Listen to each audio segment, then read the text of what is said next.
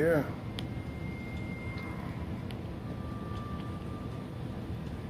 Invite.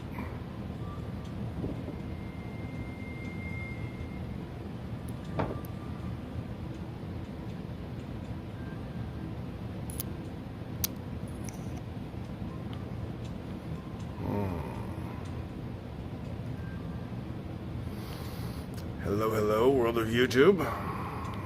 So we are live on YouTube and trying to go live on TikTok, and no, we're going to do this and then this and not that. So if I invite, nope, invite creator to co-host, invite, yes, thank you.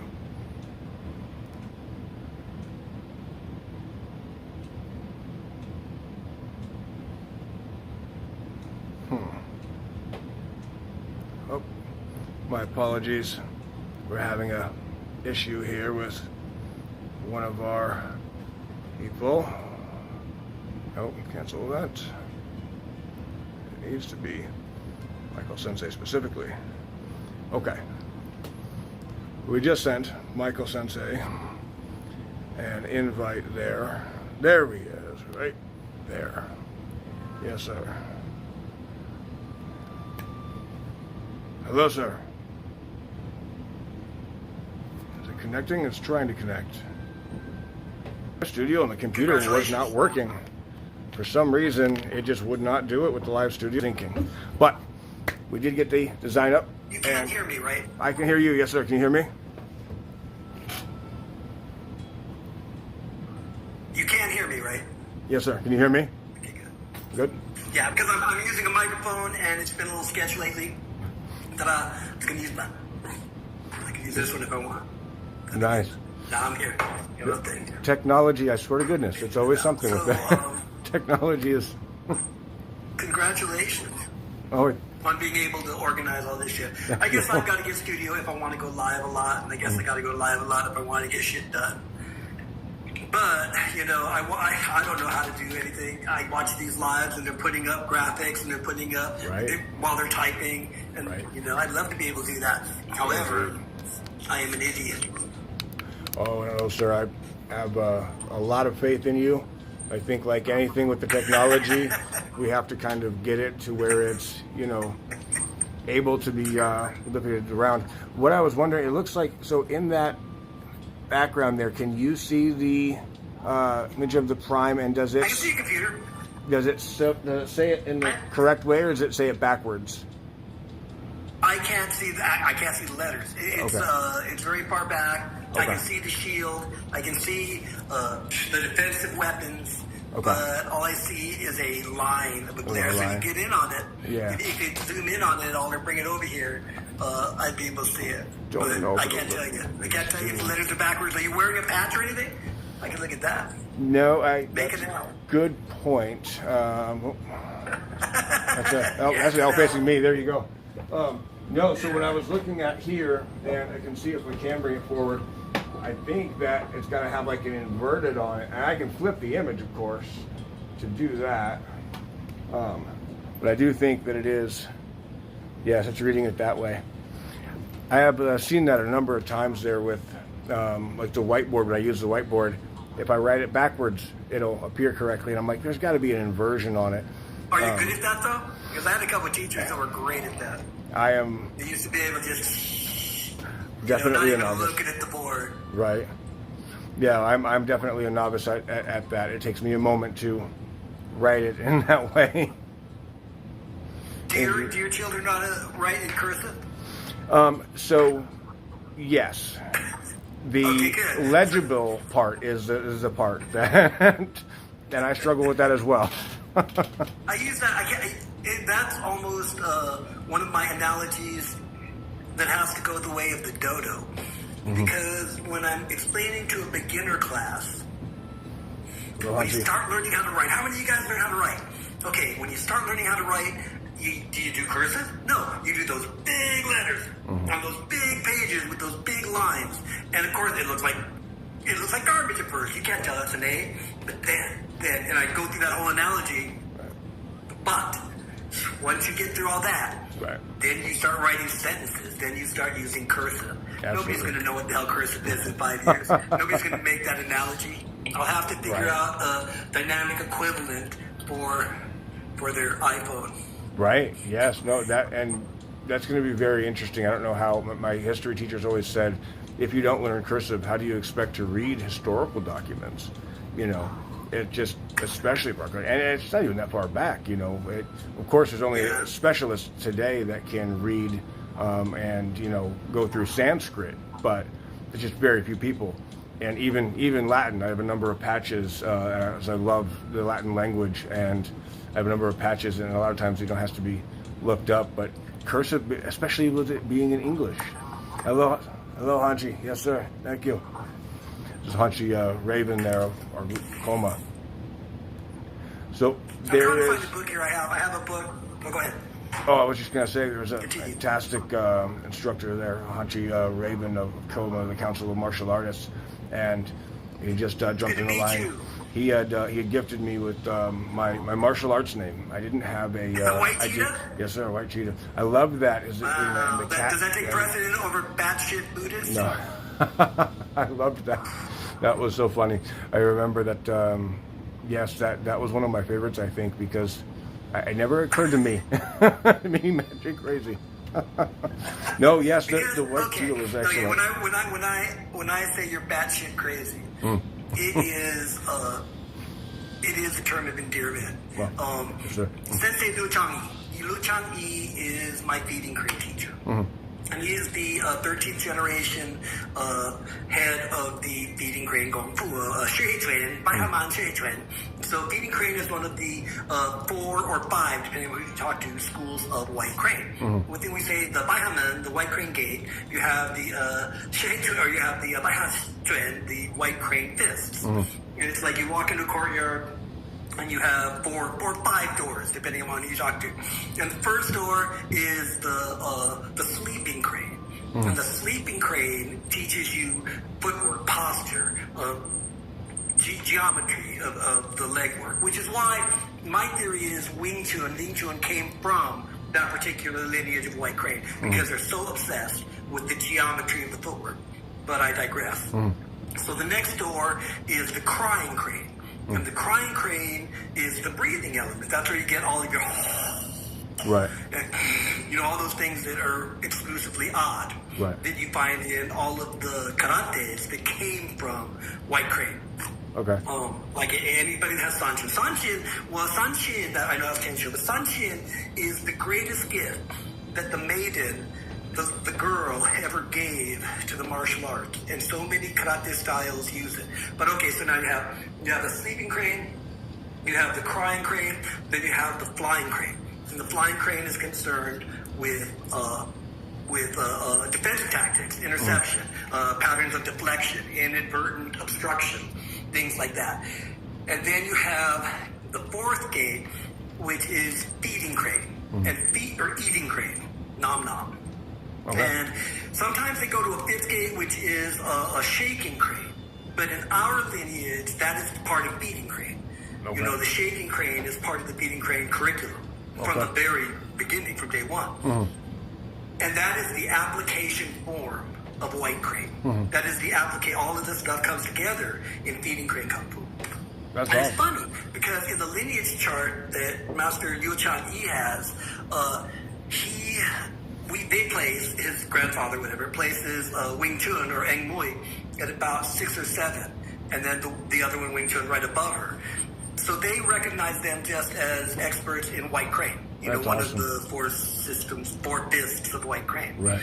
But to the point, Liu Changyi, he was sitting here and he said, to be a great martial artist, really effective and efficient, and must kill 1 second.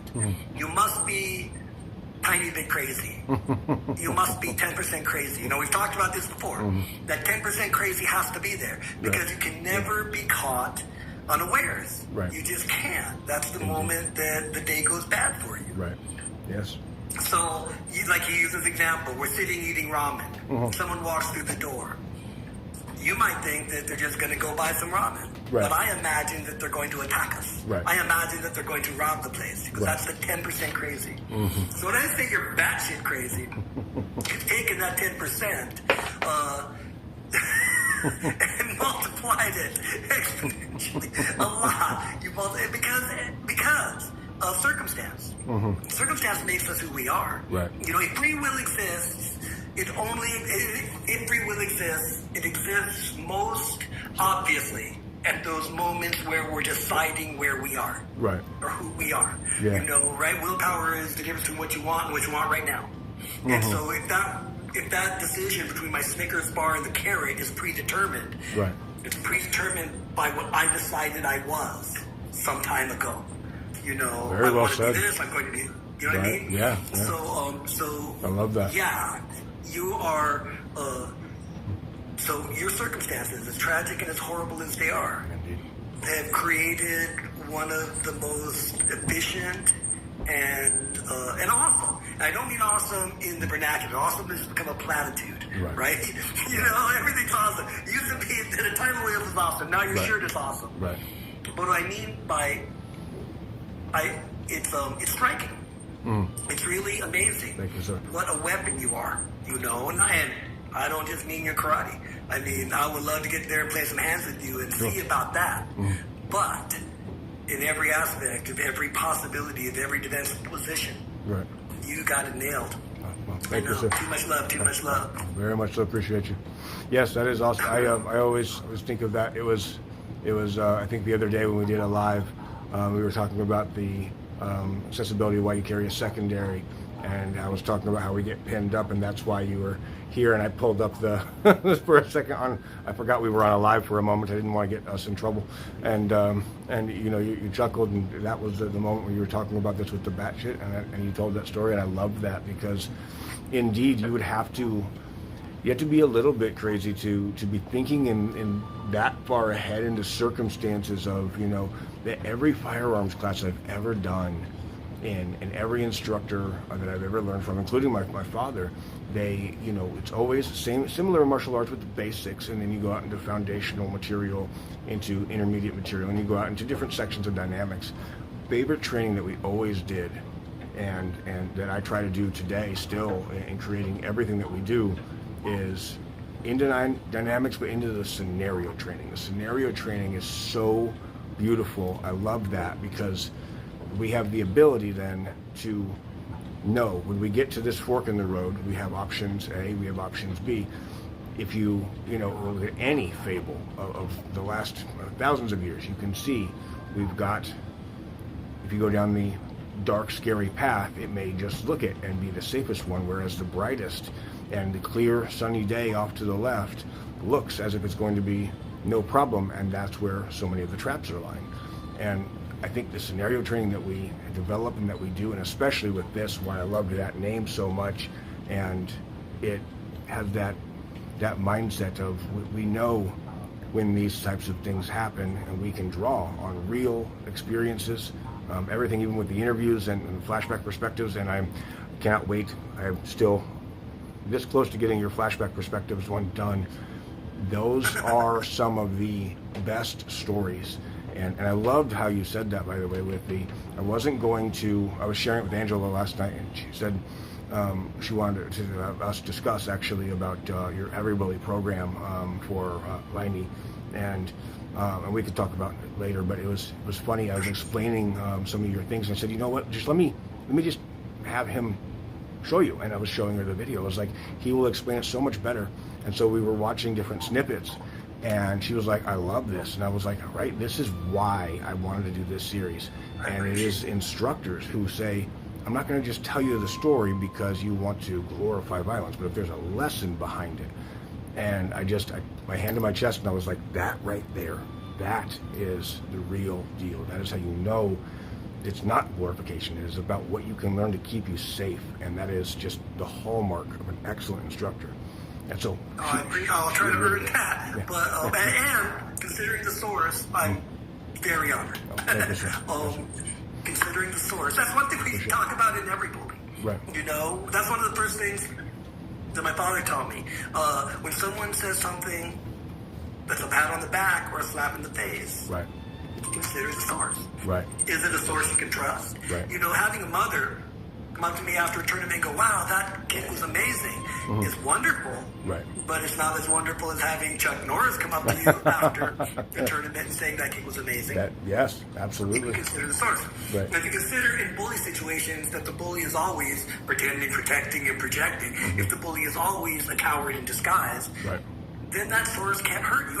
It'll mitigate it, hurt less. Words always hurt, under any circumstance. One of the best analogies I've seen lately is the piece of paper. Have you seen that? Where a mother will have a child a piece of paper and say, crumple this up into a ball, right? And they crumple it up into a ball. You say, okay, now say you're sorry and spread it back out. And of course, they say they're sorry, they spread it back out. They say you're sorry again, and they really try, but the wrinkles never go away. Right. You know, the wrinkles never go away. Sticks and stones can break my bones. Is a lie that I was told by a nun when I was 8 years old. Words can endure, but we can train. Certain words shouldn't. Right. And we can train our kids, you know, not to. But that was a great digression. Thank you for mentioning it, really. Of course. What were you talking about before that? So, well, Situation about being aware. Yes, about yes. not just because you're paranoid doesn't mean they're not out to get you. right. That's an excellent consideration as well. That's every time we talk about this with strategic exits, and I have a number of students when we talk about in every situation that we can think of, whether it's martial arts class or edge weapon defense or sidearm defense, the tool and weapon is the part that can change, but that is not what we have for consideration. This is the practice and building up your skill set. It is that mindset of knowing, and why interviews like yours are so important. If you know that, especially demographically dependent, but oftentimes people will go to exit after they've had an altercation, they successfully defend themselves, and then they go to leave, and then somebody goes out the back door of whatever establishment they were in and follows them from afar. And if they're not cognizant that we don't go home right away because we don't know that someone's not following us, that might be paranoid, but if you go to a hospital, if you go to a police station, if you go to a fire department, if you go to where some emergency services are and get it reported, this has occurred, and you get it documented, those people who will be following you to those locations. And the worst that they can do at that point is alert everybody back where they were. Hey, this person just went to someplace. And that's one of my favorite talks about that, not just women's self-defense, and almost every class is we have to look at, and I think it was great what you mentioned the other day about the aftermath. That part, it always goes and stretch up to the courtroom and, criminal or civil. But even before then, in the immediate aftermath, there's so much that I don't think really gets talked about in so many different things. There's an instructor, King, he had done a flashback perspectives, and he told us all to borrow it and steal it. He says, I'm one of the least litigious people you'll ever meet. Please take it because I want everybody to be able to know this. He has this self-checking kata to see if you've been cut, because in his experience he had somebody who was throwing punches that he thought were punches, but there was a lower cradle blade, and he had a number of times where he'd been cut. And I thought, it never occurred to me to check to see, am I okay? Because the adrenaline's pumping. I refer to it as the immediate non-visual surveillance of extremity. Oh, you have this too? That's excellent. Oh my goodness, because yes. you may not feel it. Right. Allegedly, Mitose did not feel it. Who was? Allegedly, Mitose did not feel it. Oh, okay. You know more about that story than I do, by far. But as a child, I was taught that he was stuck. Was he stabbed, or am I getting that? I don't, so ironically that you mentioned it right now, I'm not certain. We are in the middle of a history project where we're getting new information about that, ironically, but it'll be coming out soon. I'll amalgamated stories, and I'll correct myself in a second. Go ahead. Well, I would just say we don't know. It's possible. Okay. There's a number of things on it, but to your point, you have a specific lesson on this. On what? On the checking of the. Oh yeah, visual. I'm sorry. That was just the point. Yeah, no, yeah, it is just something that I remind people because I've always reminded myself, because I've always heard. I didn't even know I was shot. And so refer to it as the non-visual surveillance of extremity. Just immediately, check your legs, check everything, check all your vitals, make sure you're not leaking anywhere, Right. Make sure you didn't miss anything. Because if you're going into something, I told you the Otto Schmidt story. His wife said he was shot with a 9mm and it ricocheted off the breastplate and came out his shoulder, and or rather out his, like between his bicep and his tricep, and he immediately started running away from the house. And his wife said it looked like a fountain shooting out of his arm, and so all she could think to do was run behind him and tackle him and put her coat around him. Wow. Which is what she did. Right.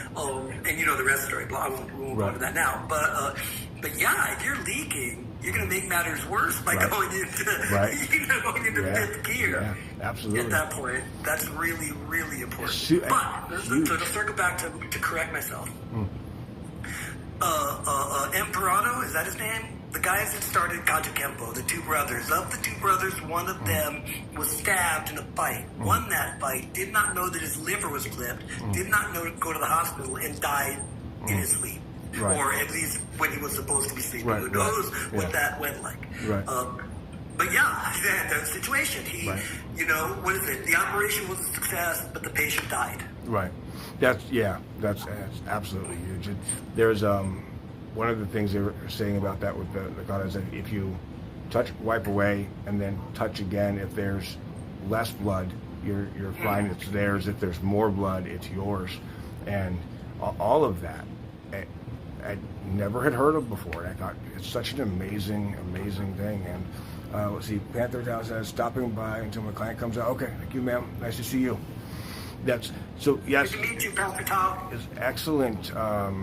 It's just so many excellent lessons about that. And I think the scenario training, especially what we're doing here in having the fundamentals, but, talking about the reality of these things, especially for our country, especially for the way that most people have as their mindset, how they think things work, and whether it's literally just get a gun, and that's commonly always just stated across every karate video you'll see on TikTok or any reel, or the trolls get us at that one. It's funny because it's even the trolls and the people who don't vocalize it still have that mentality, and I think it's just so important that looking at those things, but even like the calibers we were talking about and the differences that it does and does not make, and where people's head go of, if they get shot with a 22, it just does nothing, and it's a complete myth. If they have, a 9mm, it does nothing. It's got to be like a 45 or higher, and I've heard this a number of times, and I'm like,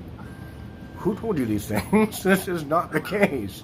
And hello, sir. And how many smaller, slighter people of any gender that could competently handle a 45 in that type of situation? Right. During those moments, circling back, we always talk about escalation and de-escalation. Right.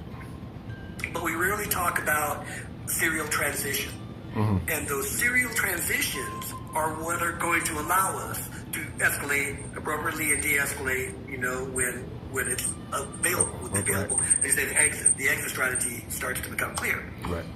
Those serial transitions, just like kata, just like waza, just like everything, over and over, until don't do it till you get it right, do it till you can't get it wrong. Right. Because you have to. Right. But once you, just like when the Gracies came in and busted all of our asses with jiu-jitsu. Right. It's funny how once we got on the ground, I remember when those first tapes came in, man, and there were two kinds of studios back in the day. Right. There were those that said, "Oh, well, we'll never get taken down." Right. We have all, and the ones that said, "We better learn get jiu-jitsu. some grapplers in here and figure this shit out," and they're the ones that survived. Right. I had a couple of college kids that were wrestlers, Division II or whatever wrestlers at UOP, and I called one Saturday. I said, "Get your buddies down here. I'll buy pizza. We're Right. going to make Saturday, Grappling Humble day. Sensei Day." Right. But what I noticed is once that I was competent, I didn't mind. It wasn't even the point where I wanted to pull guard but when I didn't mind going down, it was a lot harder to take me down. Right. There was no anxiety in the moment. I could rely on where I was. Right. And serial transition was simple, from striking range to clinch range, maybe Right. lock back out into locking range. Nope, they're going to go down, we're going to go down. Absolutely. As soon as I'm going back up. You know, since I can strip out of that, boom, kickstand or whatever you want to call it. Mm-hmm. It's easier, and it's this translates exactly to which where are you? Oh, sorry about that. Go ahead. Okay. Without proper training and practice, right? Right. Going from primary weapon to secondary weapon is unadvised. Right. Yeah, absolutely. You're going to drop one of them or both of them and shoot yourself in the foot. Right. Just but drilling. Right. Boom.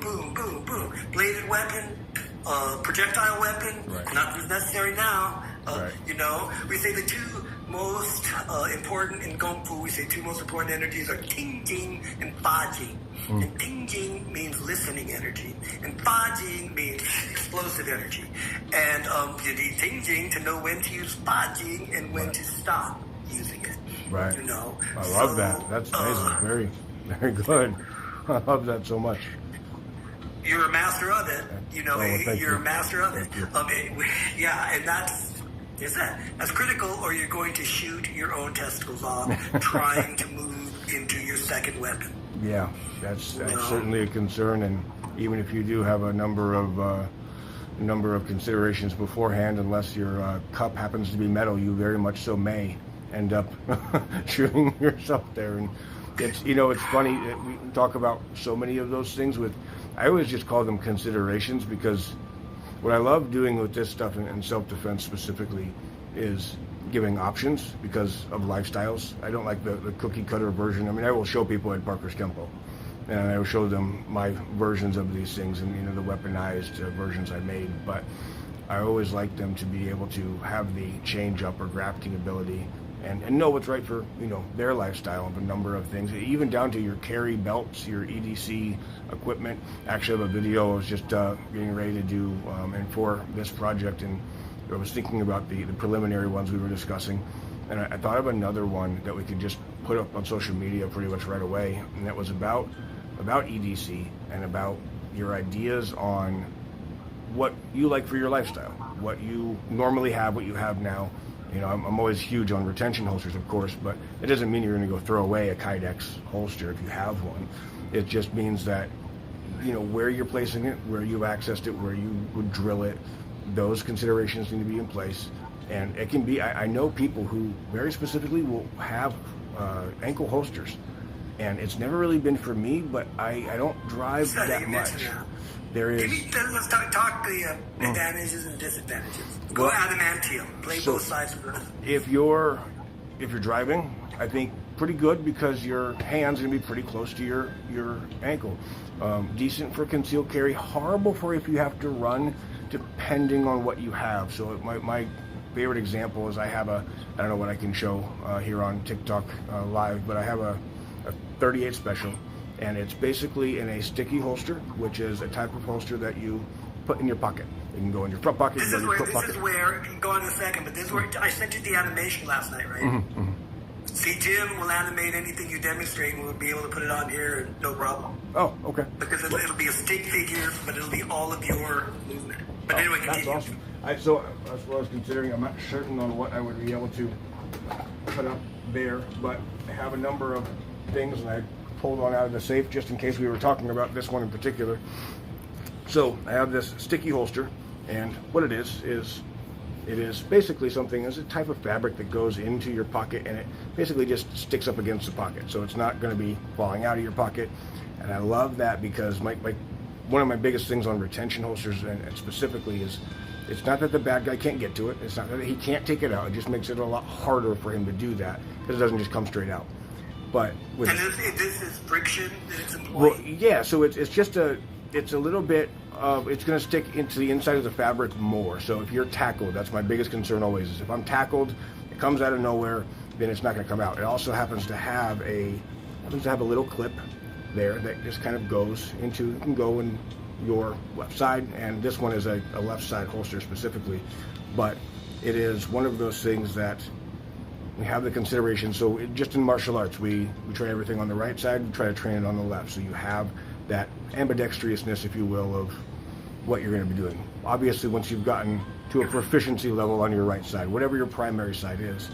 But Yes. when we have this with our holster, so I can have this on my ankle, and there's a number of specific ankle holsters that have basically back straps that go up the back of your calf and then wrap around the top of your leg as well, and or just a higher space so that it's easier to run with. The big con, I think, if you have to get out, even if you are sitting, you have to engage, and you do end up having to run at all, you are having this, couple pounds on your leg, like trying to, it's difficult. It's very difficult to be moving in that way. Even taking- adrenally assisted. So well, and I think that, But I see Jackie Chan taking about 5 massive strides, going into a dive roll, Right. pulling it out Right. as he, yeah, absolutely. So that's, and I think disclaimer, I'm not Jackie Chan. that is Jackie. Yes. I love Rumble in the Bronx. It's one of my favorite. Best whatever. They're But that dive roll, grab Right. it, boom. That's Yes. the movie, son. So, I think the interesting thing about it is, it depends on what. See, that's it, just like our caliber. It depends on what, because with the 38 Special, it is a specific type of, a little bit of a heavier. It's a snub nose, but it's a little bit of a heavier thing. So my favorite carry for it is actually in the coat pocket, because just like the old movies and Stick 'em Up, where it's got the fabric coming up, it's not going to have any. It's not going to have any issue being seen.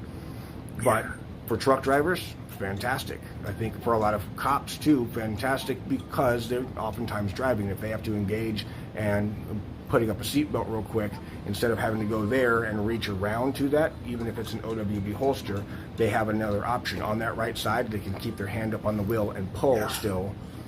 But all these things come down to the All preferences. joking aside, the bladed weapon is better for the ankle holster in both cases, including Jackie Chan's dive roll. Right. Aiki dive. Bladed weapon is much better down there. Much less liability, much less unbalancing, all that stuff. I want to circle back a minute to ambidextrous. I think, my humble opinion, very overrated, the concept that you have to do something on both sides. A lot of it is a phenomenon of the westernization of the martial art. A lot of it is a phenomenon of both the early Taekwondo schools and, God bless, Mr. Parker. Mr. Parker, a lot of people had that concept. It's not necessary. The way I would kind of describe this at workshops and seminars is I would do, let's say, a bladed technique. Let's say crossing swords. I'm going to do a crossing swords technique. Bam, bam, bam. I do it to the right. Okay, he throws the right punch. I open him up. I got the chest. I got the body. Boom, boom, boom. I do not have to learn that on the left, because if the punch is coming from the other side, it leaves up. All I have to do is adapt to the targets. Right. Now I'm hitting his back. I can break his elbow against my chest. One, I'm opening you and pop, pop, pop, pop. The other one, I'm closing you and pop, pop, pop, pop. Right. So, and this is actually expressed in feeding crane. Feeding crane does do a lot of things. Both sides. A lot is do this, must do right, must do left. But there are a few things. Like one of them is Lin Kundo, continuous returning triangle. So, what this acknowledges is this drill only strikes with your dominant hand. If you're left hand to your left side, if you're right hand to your right side, if I'm in, this is Sohei Pipa, you always see this in Wing Chun. Sohei Pipa, this is playing the violin, playing the fiddle. If my right hand is extended, since I am right hand dominated, if my right hand is extended, my right hand goes under, then it comes up top. So I strike to the body, then I strike to the head. With the sun hand, moving stuff out of the way. Boom, boom. But when I switch sides, now my dominant hand is in the back, I go top, bottom. So here, bottom, top, here, top, bottom. But you never strike with the left hand, or whatever. You never strike with your non-dominant hand. This expresses early, in that most horrible moment, when everything else is going somewhere. Right. You're going to want to use the hand that you use for your most intimate things. You're going to want to attach to the dominant side to do most of the work. Right. And I remember in one workshop, one of the other black belts, a friend of mine from Arizona, he said, okay, so what happens with the stupid hand? The stupid hand just doesn't do anything. And Shifu Liu looked almost hurt. You know? And he's like, oh no, not stupid hand. You know, hand not stupid. He said, father, son. Because the son must clear the way for the father. You know, the son clears the path I like so the that. father can make it safe. You're checking it. And the way you'll love this analogy probably, since you also play. I explain it as when I'm playing guitar. This is not the stupid hand. Right. I can't write my name with this hand. I can't do many things that I can't talk about with this hand. Right. But I can run those scales. Right. Oh my God. Right. You know? Yeah. And Absolutely. so a part of it is we can't become obsessed with, because you're not, I mean, unless you're teaching them to switch, you know, that old trick, left, right, left, right, they're always going to be firing with their dominant hand. Except in the worst possible scenario where there is no other option. Right. So that's, yes, we don't drill it as much as we drill the right. And there's a thing with your basal ganglia that you want, and exactly right, with it to be the dominant side as a primary. So we do, when we talk about it as we do on one side, we do on the other. We do it on the other so that we have the ability to have done it and practice it on the other, but we always do the primary and the majority of the work with your dominant. The reason, and it was interesting, I remember there was a conversation about this in one class. So in firearms, we have the workspace. So the concept of the workspace is this is where you load. And when your magazine, you're not like taking your magazine down here, fumbling with it or coming off your belt line, because the threat is up here. So I don't want to be looking down here. So inside of my workspace, I bring this up, I go to clear, and I can do a tactical reload, which means if I lost count, and that would be very common, that I take out this magazine, I'll hit the mag release, and with these fingers I grab and pull this one out as I'm reinserting the new one in, and this one comes back. And this is specific to it's been basically racked backwards so that you have that ability to slam in, as we were talking about. Otherwise, you would still clear and having that other magazine in your hand, the release forward basically to be able to re-engage.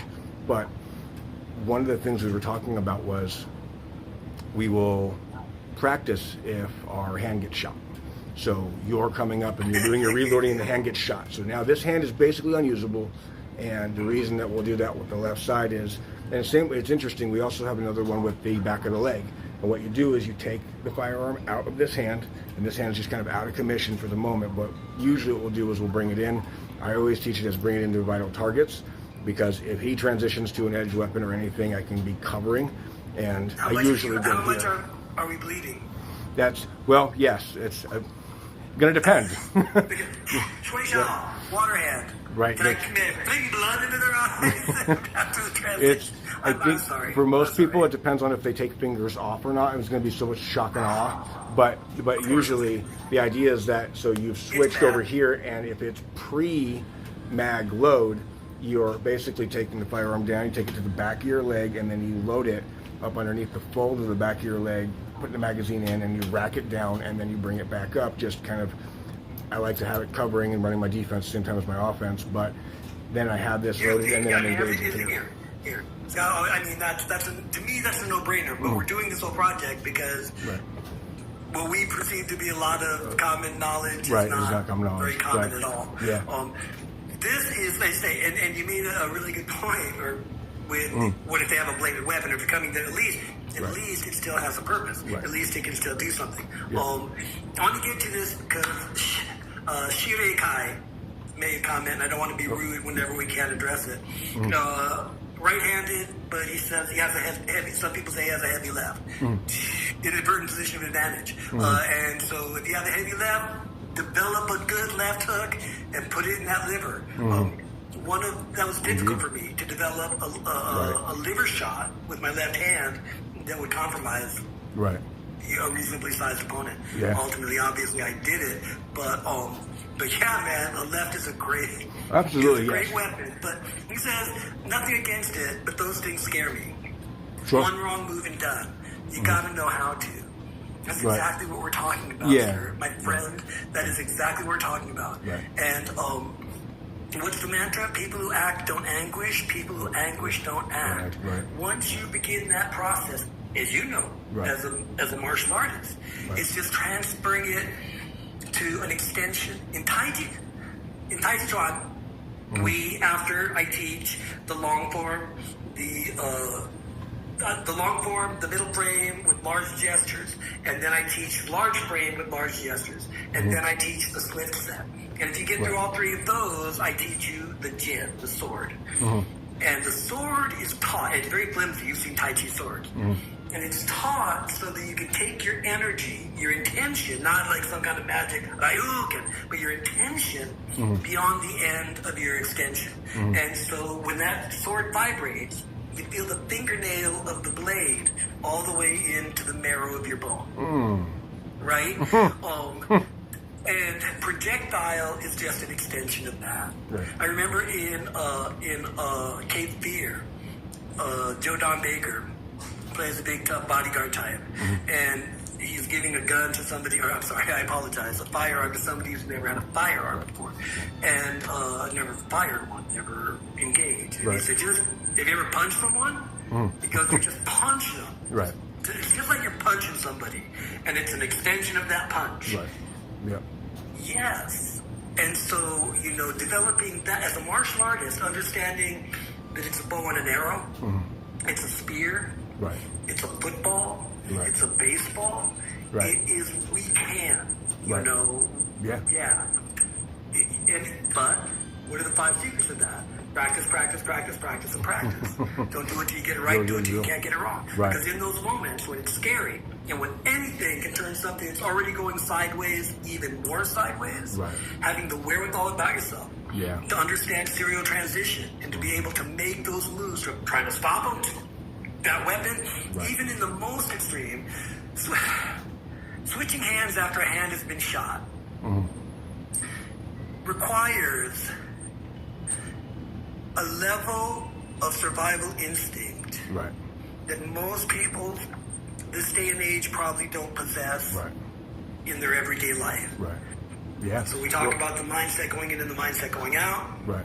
They must be made to understand. Right. There is no such thing as a no-win situation.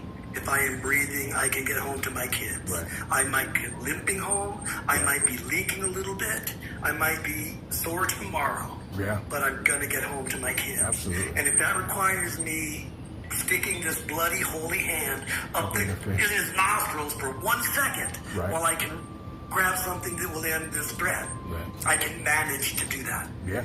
Well, so many good points there. Yeah. I'm a big fan of pinky up the nostril. A big fan. Happened inadvertently one time. And I was so grateful for that accidental moment. I went back and they freaked big out. attackers have big nostrils, big eyes, big things that you can go into, That's true. And, that's true. Yeah. Marshall Ho used to say, a good fighter can create opportunities. The master boxer looks for or finds the inadvertent position of advantage. Didn't he say finds? Realizes. The master boxer realizes the inadvertent position of advantage. Right. A good fighter can create opportunity. The master boxer realizes inadvertent positions of advantage. I like that a lot too. One there. There's a yin to every yang. Yeah. There's so many good points across the board, and I like Marshall Scholar here and said he's right, but his left-handed instructor had turned him into a southpaw, and it was interesting. So much of what Parker's did was in southpaw. It took me a long time to switch as well. And what you said specifically on this about the level of cognition and the level of wherewithal for people to be able to have that, and this is exactly why these types of things and why I love this project, because when we're talking about the considerations, there's just so many that, especially when you're a martial artist and you're martial artist instructors, you have them where, like you said, these no-brainers, we have these things we plan, like you said in your interview with the flashback perspective about, we plan for the worst possible situations.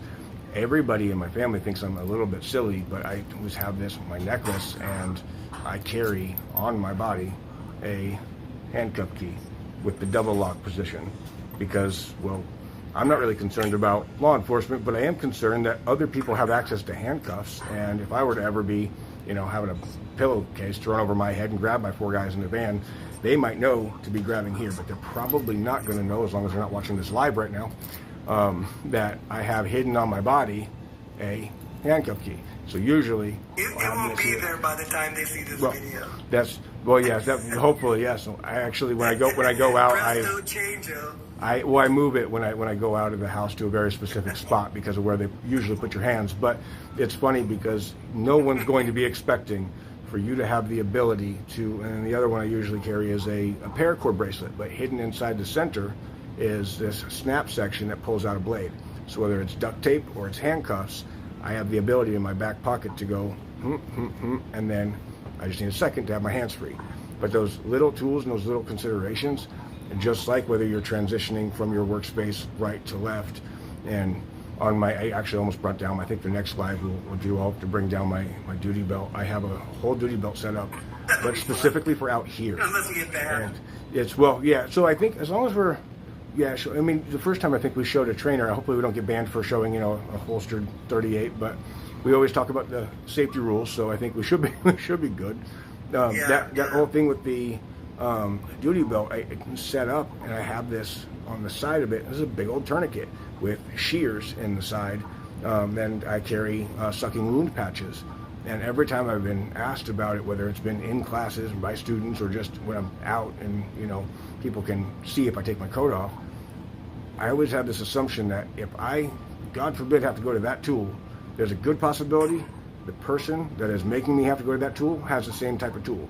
And so one of the easiest ways to have a solution is, you could take off your belt, but my belt's holding up my tools largely, and you have a tourniquet, you have the ability to immediately address the situation. If you have a sucking wound patch, you have the ability to buy yourself a couple of seconds, maybe a couple of minutes, and that type of assistance in travel time. So while we have our considerations on how we stop the threat, we address what we address. And my biggest concern is always, because we're in a time deficit, there's a chance he gets this in on me first. As much as I love the idea of the situational awareness, I think it's often over talked about, and it's not that it shouldn't be talked about. I think we should definitely plan for it and have the considerations for them, and we should have practices for them. But criminals are good at hiding their intention. I don't know what I don't know from when I'm turned around and I'm shopping in the grocery store, and all of a sudden I get hit 2-3 times, and now he was aiming for my back and shooting me on the other side, coming out my heart, but he got my arm. And I immediately have an ability to take a tourniquet up, get it spliced off, pull, and then go to my sidearm and turn. After you've eliminated the threat, you can put the tourniquet on first before you... If I'm shot, yeah, probably. Well, so the first thing we're doing is we're getting low and we're going for cover. Because if I'm turned away from it, I have no idea where it came from. I could try to turn around and go here first. That's where I might start bleeding too much. My impulse would be to eliminate the threat, then deal with the wound. That's my concern is how much am I bleeding? If he hit me 3 or 4 times. If you're good, you leak a little. If you're not, you leak a lot. But yeah, don't think you're not going to leak, because that first sign of leakage is going to freak you out, and you ain't got time for that. Right. I think so. Especially when we get down to those little moments, going to be situationally dependent. I don't know. I might turn and return fire instantly. I also might be like, holy shit. I think most likely I go to the store with my family a lot of times, so most likely I'm not. Most likely I'm getting them, and I'm getting them down, and I'm getting behind cover because they need to be cleared first, and then addressing so that I have more than a couple of minutes to fight. I don't know, as you said the other day with the femoral, if you get nicked there, how long do you have?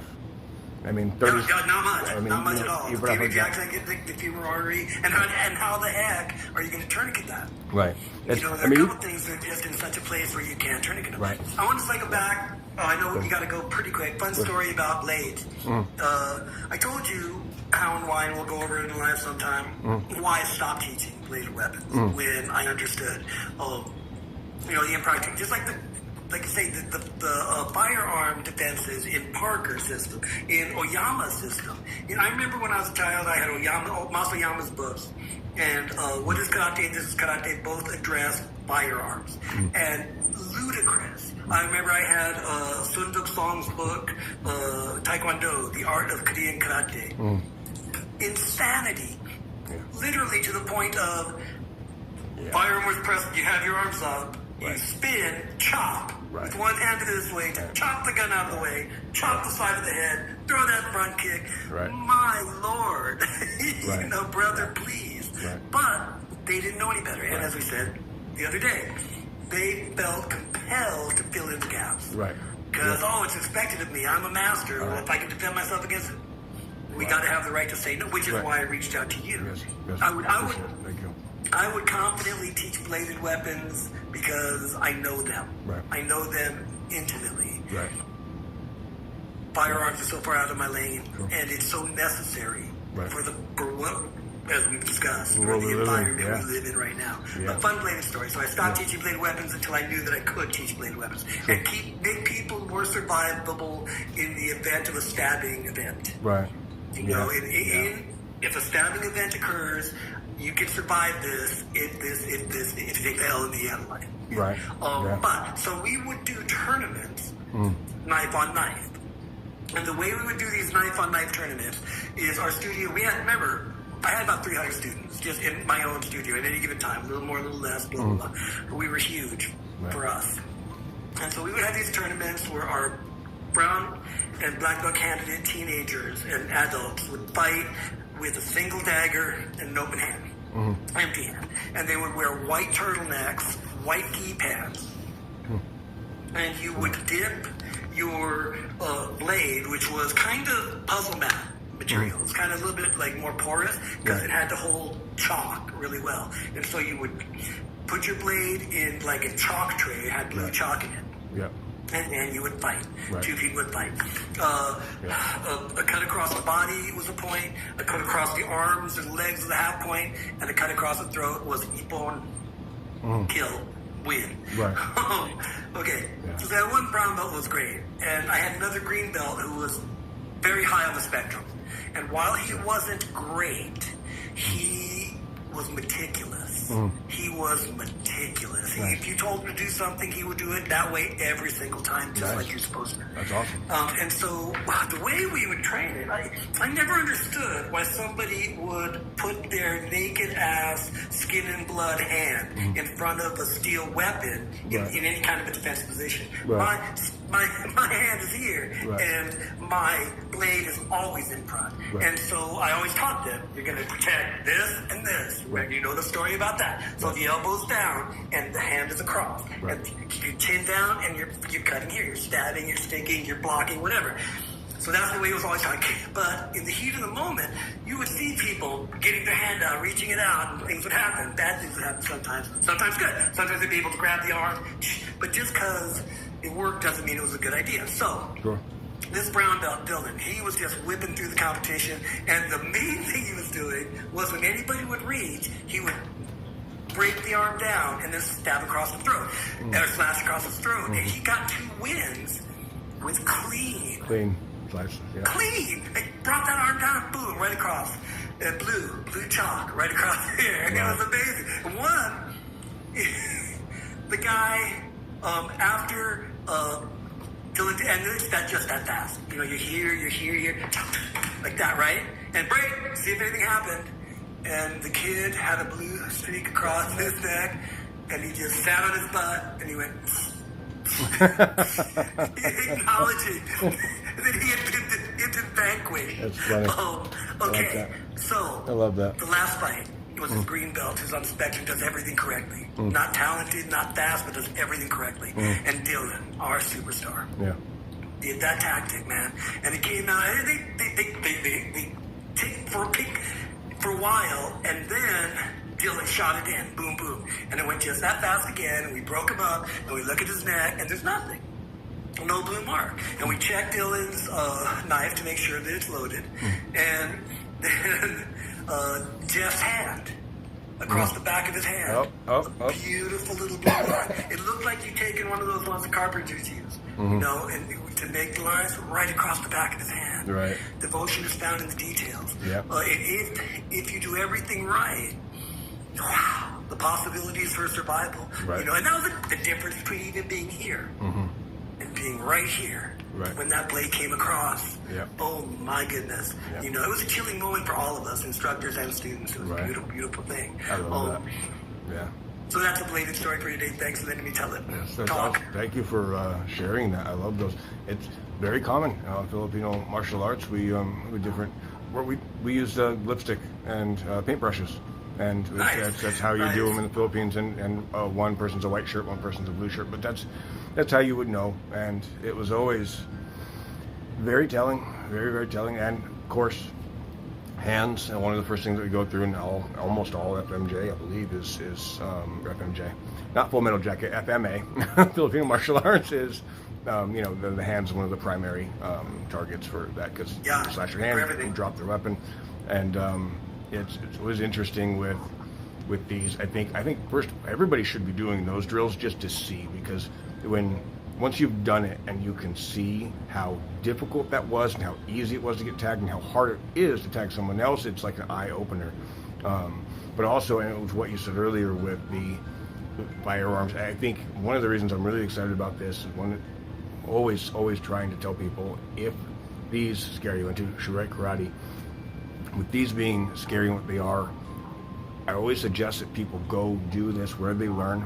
Not even necessarily, if you don't want to shoot, that's okay. You don't have to practice shooting. But the reason why you learn this is because of their prevalence, and not just in America, across the world, especially because the criminal element, regardless of whether they're legal anywhere in the USA or Australia or UK, doesn't mean that bad guys don't have them. Bad guys have them. Right? They're everywhere. When you get to a point, and say he was silly enough to come get close enough to you that you were within arm's reach and you were able to get it away, big ifs across the board, but not knowing how to operate it, what to do with it after you got it away. It's not like you're going to take it and then chuck it like a baseball because all you did is just launch it 20 feet. But if you have that ability and you have taken it away, you've reversed that, you have the ability to, issue verbal commands, but end the threat because you've now used it is huge. And what's very difficult about some of these things, and why it's important, and especially some of the technical videos I want to do with you, is super important. There are things like single action, dual action, and strike or fire that are different operating systems. And originally, we always talk about Mr. Jeff Cooper and the 4 basic firearm safety rules. He essentially standardized, codified all of that, and everything he brought together was so good that even though he was a U.S. Marine, the U.S. Marines took his program and went, yes, this is what we want, because this is just fantastic. He created a curriculum. He codified. He created the curriculum of modern pistol technique and what the gun sight still teaches, and there's a whole lot of other systems out there too. But I think from so many of those, when you get to know those things, even if you don't have, if it comes out, you have the knowledge and the basis to be able to operate. Some safeties flip up, some safeties flip down, some have none. Some, it's like a Dr. Seuss book. Some have none, some have some. Some are down, and some are up, and they're all over. Some of them have. Should you write one of those? I'm curious. I should. Gene LaBelle. I had a couple of Gene LaBelle's books, but one of his books was Judo for Young People, and it was rhymes like that. It was written essentially like. I want to look for it. It's under $30 or $40, so I'm gonna pick one up. Yeah, it was try jujitsu when somebody hits you. It was that kind of a thing. Pick the whole book. I love that. Gene LaBelle. Yeah. Anyway, I think there's all of these different little things that you would do. I'll give you 2 good examples. So every time I go and I do anything real, I'm always taking it, pointing it in a safe direction, and then I'm stripping it. As soon as I pull back on the hammer, I do a visual inspection and I do a pinky check. And I'm constantly doing that, and then I do an audio. It's my pinky check. Yes, you do the pinky check where you're sticking it down, because rounds, and especially not all bullet makers are the same. There's FMJ, Full Metal Jacket brass, that is gold, some are silver, some, it comes in a variety of colors. And so you won't always necessarily see, even if you have a good light position, and if you push down in there, we always treat it if it's always loaded no matter what, but that check every time being ingrained into your practice of this is a safety measure no matter what. When I take it, if somebody asks me, can I see it? And provided I trust them, yeah, absolutely. But you don't hand them, just like in the military, you don't hand a superior officer a loaded firearm. You clear it.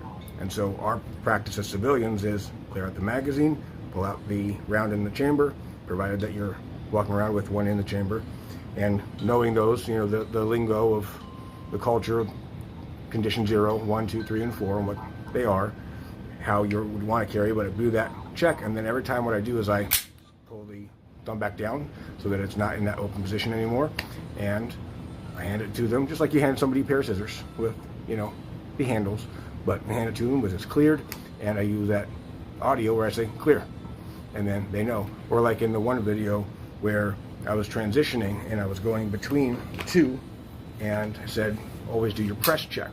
So as soon as I come out here, I get to this point, I push down on the safety, because on this particular system I cannot open it. It's locked there if the safety's on. Not every firearm is like that though. Some you can absolutely pull back. You can duct tape that one down. Yes, you can duct tape that one. So, but when I push this one down, then I do my press check, and you'll see Mr. Wick in his, what he does is he pulls. So he goes here with the thumb back, pulls here, and he looks just with one hand, and then puts it back. And it's an interesting thing. I thought it was funny. They have a couple of cool little tricks that they had in there, and it was interesting because so his instructor was instructor Aaron Cohen of the Chuck Sullivan, Ed Parker, Kempo lineage, but he was also his firearms instructor in the movies, John Wick. And I'll never forget, I watched him do Thundering Hammers, and I stood up and I just started shouting. My girls thought I was nuts. I was like, that was Kempo. That was Thundering Hammers. I could show you that technique right now. And they were like, whoa. Yeah, was it as good as Jeff Speakman? He was doing very well with it. Yes, it was. They have their own styles and stuff with lineage, but I don't know. I'm always a big Jeff Speakman fan too. They have this with his firearms though. You know, he has this magazine clear, and what he does is he gets it here, and when he hits the mag release, he hits it with his ring finger, and he just kind of flicks his wrist so the magazine goes flying out. And we were always taught, well, never do that because you want to keep your mag. But I'll never forget, I was on. It's a great shot though. It looks kind of cool, but it reminded me there's a Marine instructor at the place where I got my initial certification. So it was Front Range Firearms in Loveland, and he was a combat vet Marine, and this man he would always do his rifle training. And so he would be like 30 round mag out of an AR-15, and he would be firing, and he would do his press, he would pull that mag, and he would just chuck it. And he would chuck it back like 10 feet on the firing range too. We would all like just watching it go flying, and we're all like, okay. And you don't want to hold that too long. He say it was for a number of reasons, but it was interesting that ideology of not keeping your mag, because in a tactical reload you're pulling and then reinserting because you want to count. So if you know if you got a full magazine here, I know I've got a 15 round mag, and that is kind of it was interesting how they did it. It was presuming he's got friends in the back who are able to be reloading or, you know, putting new rounds in, he would toss it. But that one example of, you know, the idea of how you would have different systems. So when we have this on the 38 Special, this system has no safety whatsoever. And so how I basically keep it safe is that center round is always empty. If you can see that there. It's a 5-shot revolver, but there is no center. You have four live loads. I have 4 bullets, yep. And then what you do... Essentially, you have to chamber it. Mm-hmm. Yeah, so and with this particular system, what I've got from there is I've got a single...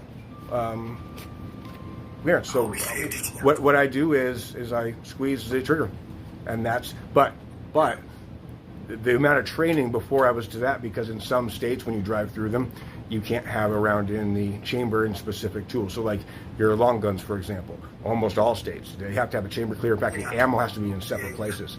But with this type of a thing, you know, I didn't want, initially started doing it, I didn't want to have that with a sticky holster. If anything caught on the trigger while I'm pulling it out and there's no safety, it just, it goes off. But it can't do that if, you know, there's no round in that chamber there. So the different systems and how they work, and that obviously being a revolver and being different, I think one of the, well, we got to wrap up here shortly, but one of my favorite things about doing this project especially is I remember seeing, it was a political cartoon, and I don't remember, it didn't really matter what side it was on, but there was a cartoonist himself. He depicted a person shooting, and he was shooting a revolver, and there was spent brass around the ground near his feet. And I don't think obviously wasn't a firearms person, but whenever you're shooting a striker fire or even a dual action or single action, the rounds come ejecting out, right? So as soon as you fire, it just goes coming out of the ejection port.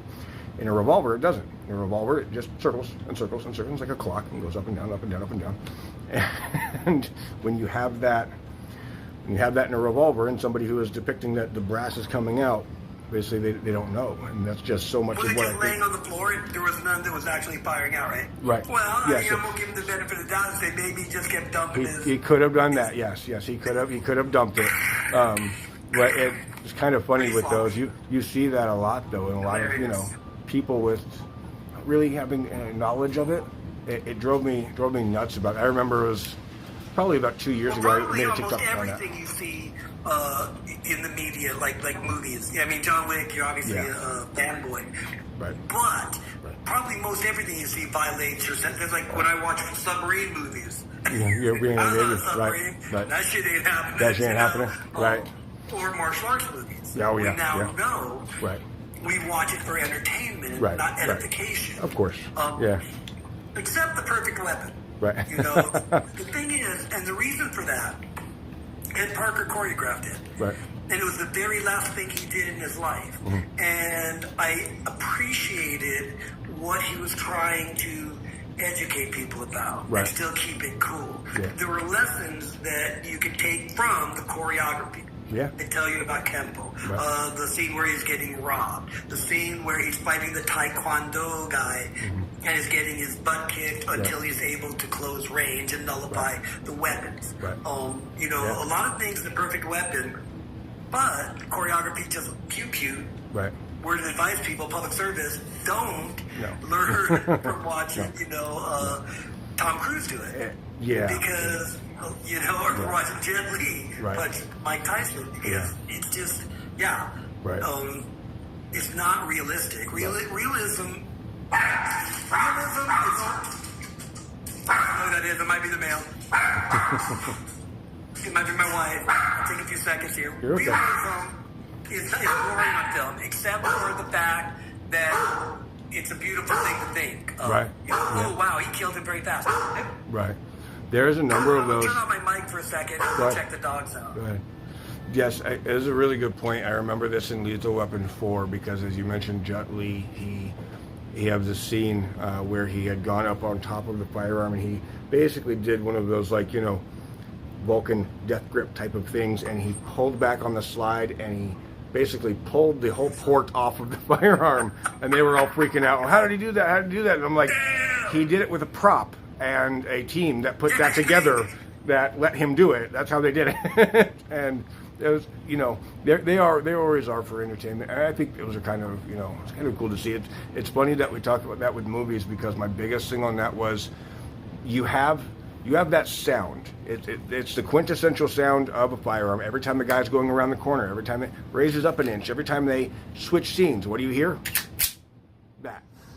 But it's funny because that does not happen when you raise a firearm or when you clear a corner, because you would have to grab on top of the slide and rack it back to be able to make it happen, which I can do when I've shown that I'm clearing it out and I'm going to stick my pinky in it because there's no round in there now. But of course, every time that would happen, as soon as you'd be here, if it really did, you'd have a round, a perfectly good round, just flying out and going onto the ground. He'd be losing. He'd get to the end of the guy, find the guy, and it'd be empty. That's how many times it goes off, and it's, it's always like that with the TV shows. But I think especially it's always the real education. I think especially when we're bringing these things in, I love the, I always talk about, I'd say the Miller ideology, Kingology ideology. I'd say the power at hand ideology, the Sensei Michael Mendoza mentality. We have that where if you know real violence, you know the lessons therein and how things actually occur, you are far better at gifting the students to look for the gifts. Look at what he gives you, and you having the ability to take whatever he's giving you and reverse it around.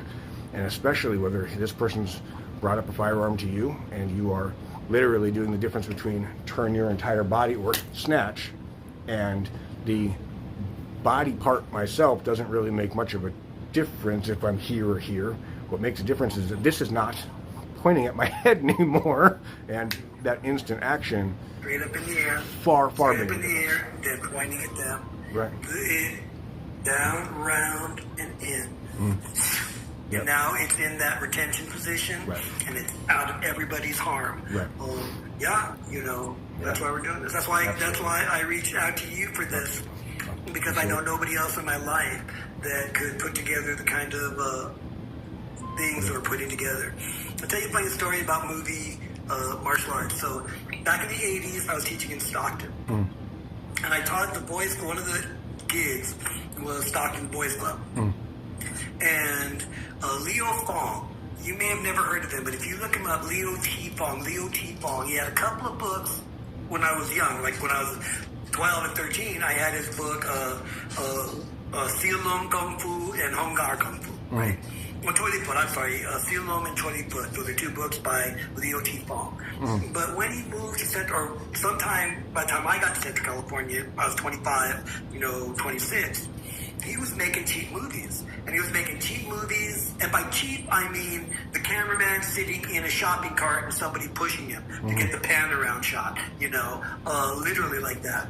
But he would make a ton of money selling these movies in the Philippines. Right. And a lot of his movies starred a karate champion back then named Ron Martini, right? And Ron Martini also had a school in Stockton.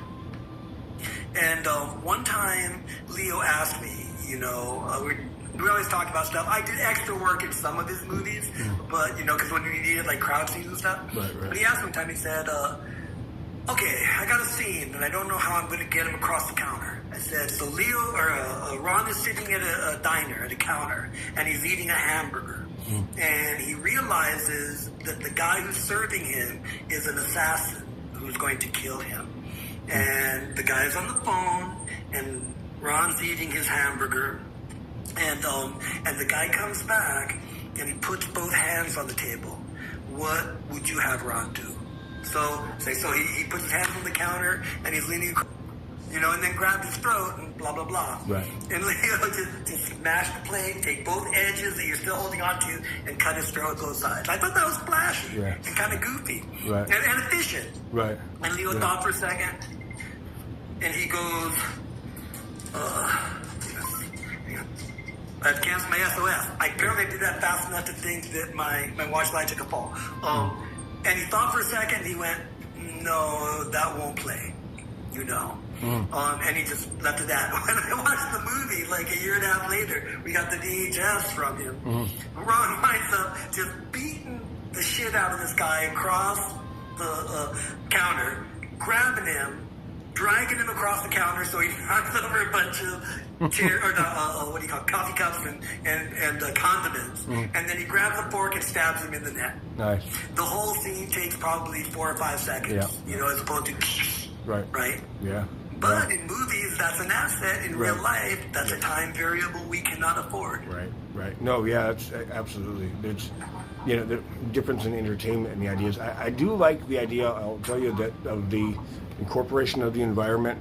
I was doing a lesson, with environmental weapons. The other day. No kidding, we were talking about the pinning.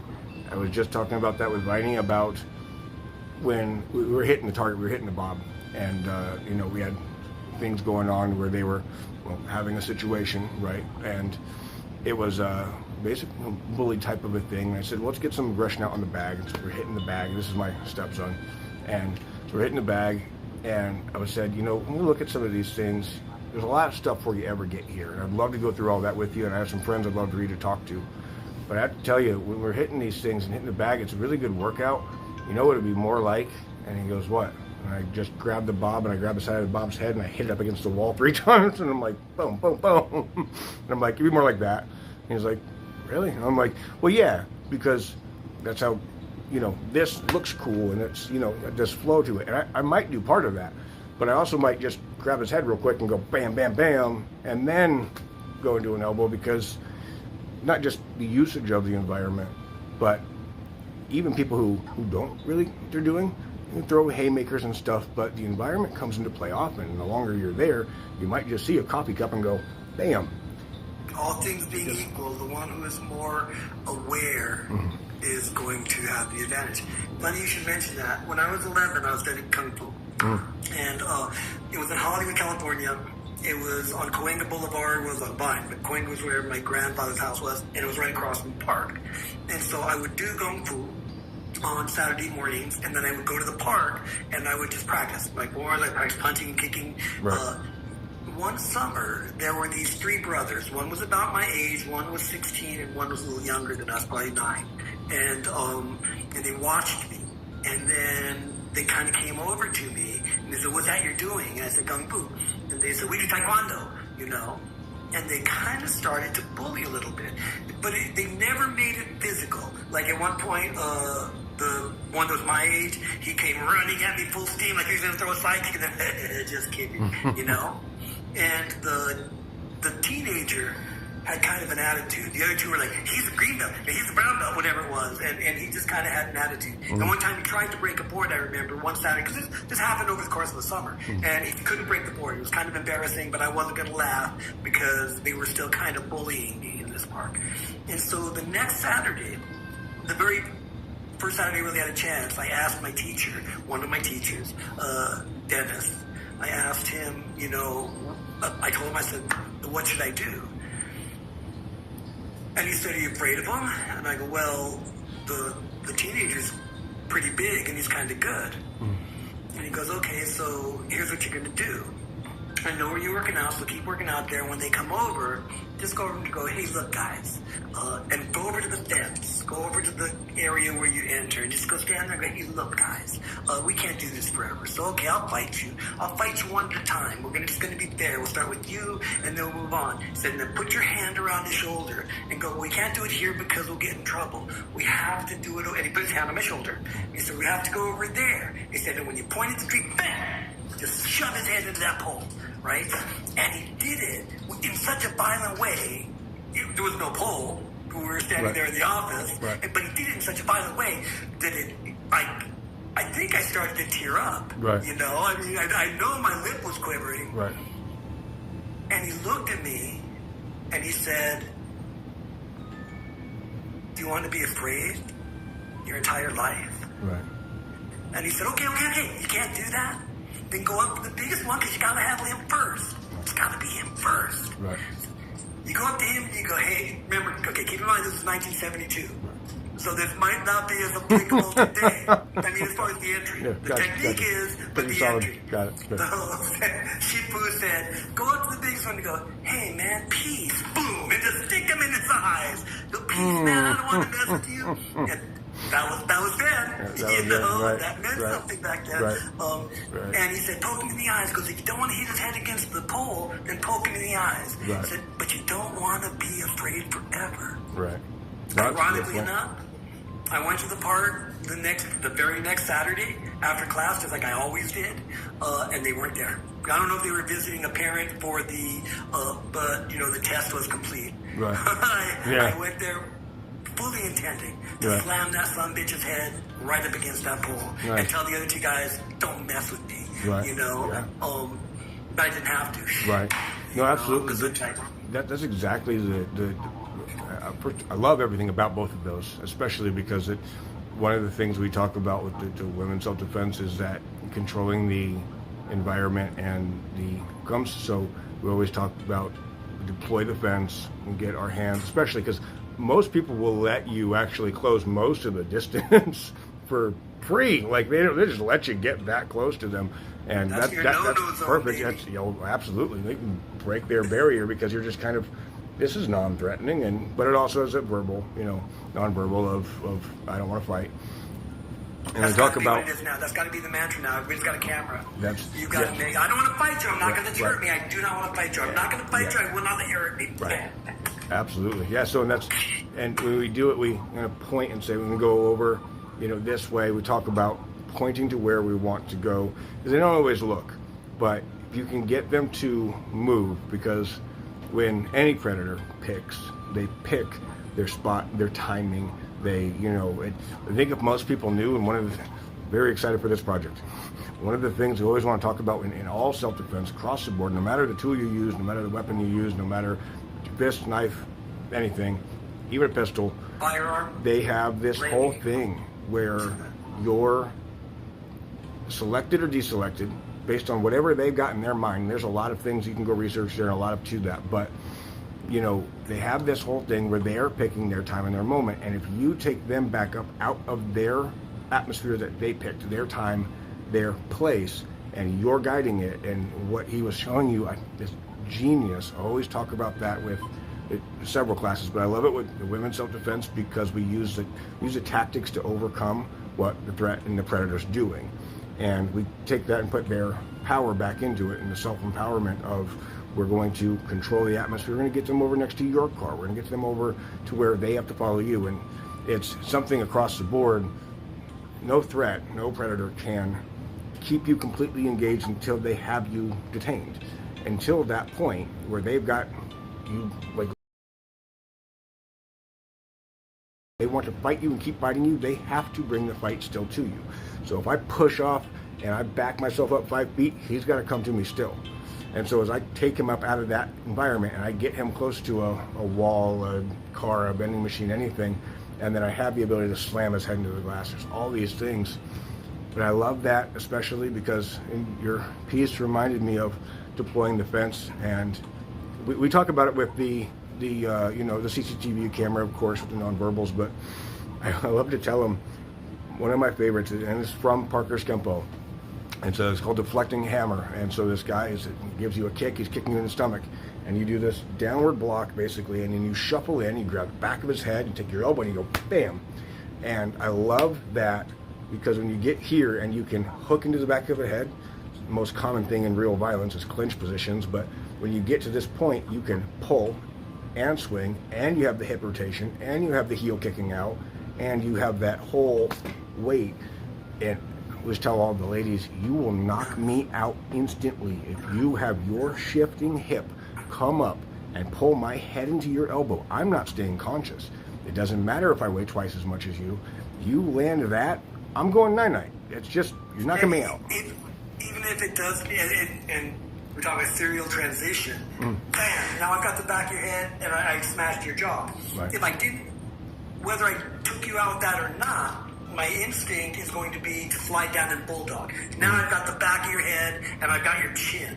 Right. And now for that fluttering of an eyelash, even if I just stunned you, then I can turn that head, right, get you looking skyward and bring you straight down. Right. You know, whether it's into a knee, whether it's to the ground, whether it's into a bumper, whether I'm trying to gouge my thumb into your eye as I'm pulling you down. Right. All those things become available as I back of your head, strike your chin, grab, hopefully you have hair, grab that chin and rotate it around. Bulldog. You start turning that neck, those shoulders will go, autonomic response. Yeah, your whole body follows, absolutely. That's actually, it's funny because that's about half a dozen techniques in brown belt and Parker's, and that you work on that. We always tell them be very careful with, the neck, because even if you're practicing it, because you can really torque someone's neck, but even if they're, oh man, and that's the thing.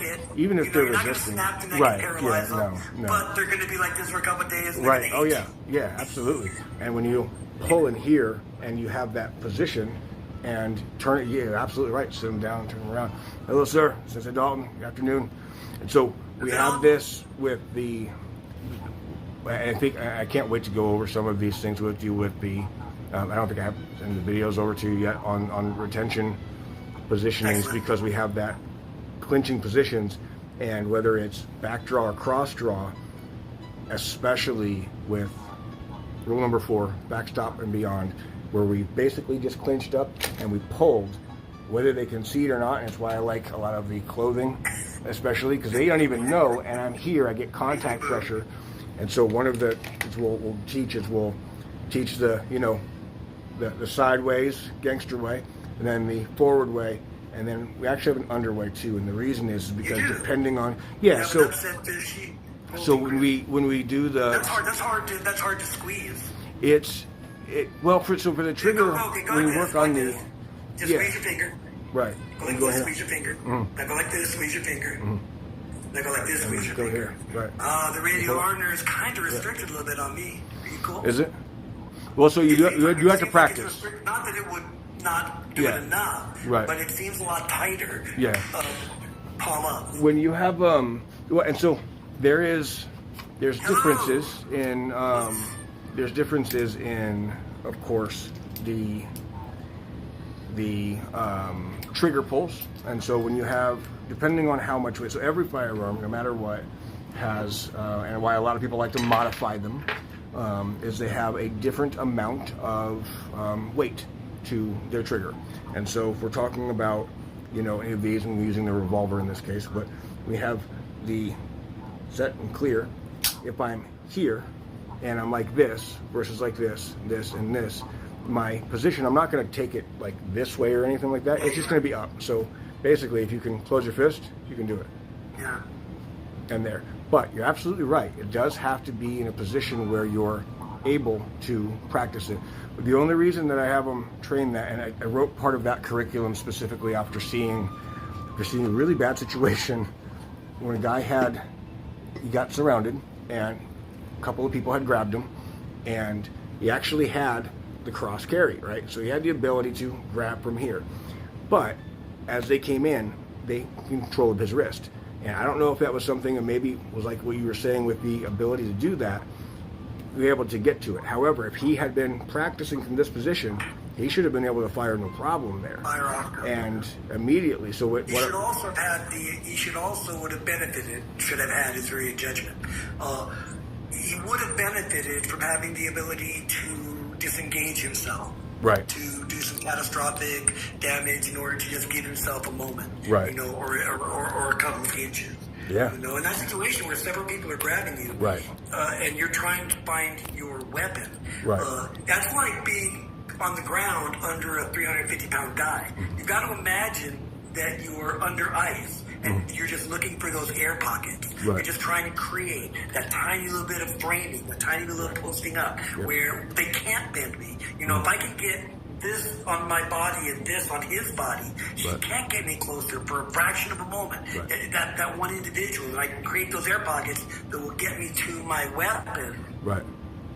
Wow. Yeah. You know, at that point, I didn't see the video, but just imagining that type of situation, right, it might not be unbeneficial to drop just to become completely non-compliant and try to fall, and let them not only try to hold you, now they're trying to carry you, and you're trying to shift your weight in non-compliant ways, what I call folding and sprawling, just trying to create those little pockets of air. But I don't have any idea. That's an effed up situation. Did he die? No. He was butt kicked. He got his butt kicked by it. But that's the funny thing about it is when you're like, so I called him, and the recent one I just added was Instructor Hargrove had talked about this with his fallback positions. I do a number of compromise positions. We call them positions of compromise. So you have to defend from, you're sitting in a chair, because we spend so much time sitting in a chair. To defend from your car, you have to defend from different places. You're bending over, your head's in the, my situation was my head was in the trunk, but you have to be in a refrigerator. And you have to be able to get to where you clear, get to where you get your weapon, get to essentially the process of that, of how do I clear my clothing, or if I'm running it as a tactic of diversion, where I'm taking this and pushing it out further, so I could be like, man, it's really getting hot in here. If I see him coming up, and I issue a verbal command, stop right there, stop right now, stop, and then he has no idea what's even happening, and he's just that was too many stops. That was too well. I didn't say that you don't fire as you're doing number one. They taught my father. I remember this. George Davis, the guy who made my dagger, he used to say, "Halt 3 times only works if you say halt 3 times." Bang. Right. You don't say halt. Right. Halt 3 times. Bang. I remember the. I remember the. Hello, Charisma. I remember the section there of Tim's Academy. They said that they issue one verbal command, and then they fire. Yeah. Anyway, sir, I do have to go. I was calling, so I appreciate you. Daughter up there. Indeed. Thank you so much. Let's do it again. Let's do it again very soon. Yes, sir. Thank you, everyone. Have a great night. All right. Thanks. Good. Bye bye.